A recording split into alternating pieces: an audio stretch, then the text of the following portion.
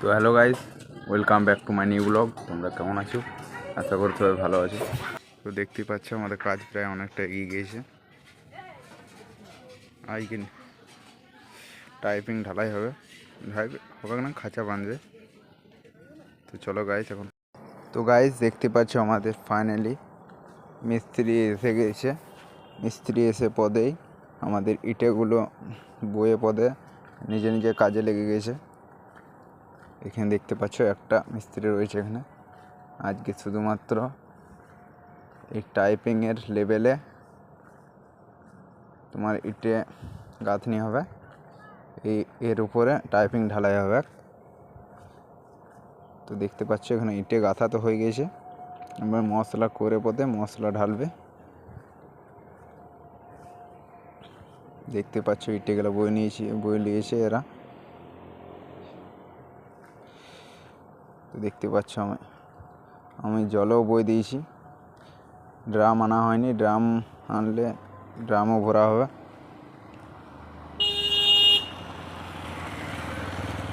তো দেখতে পাচ্ছ জায়গাটা বেশি রুম হবে, দুটো রুম হবে ছোট ছোট। তো দেখতে পাচ্ছ এখন আমাদের মশলা দেওয়া পদে গাঁথছে এই মিস্ত্রি আমাদের।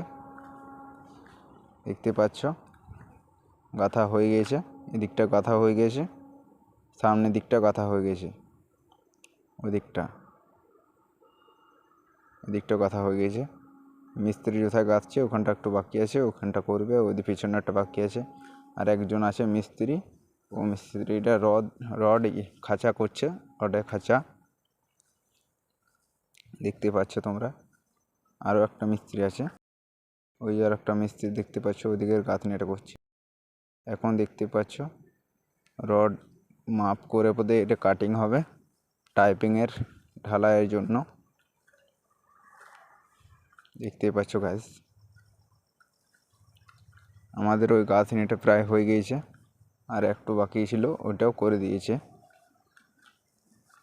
দেখতে পাচ্ছ এখন মাপ ঝুপ নিয়ে নেওয়ার পর ওই সামনেটুকু ব্যান্ড করছে, মোটামুটি 3 ইঞ্চির মতন ব্যান্ড করছে সামনেটা।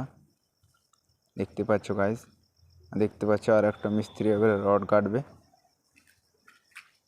দেখতে পাচ্ছ গাইস, মিস্ত্রি দেখতে পাচ্ছ রড কাটছে। মিস্ত্রির ভালো মিস্ত্রি বলে এগুলো। রডটা কাটাই যাচ্ছিল না, তবু কাটছি। ব্লেডটা খুব মজবুত নেই, তার জন্যে। দেখতে পাচ্ছ গাইস।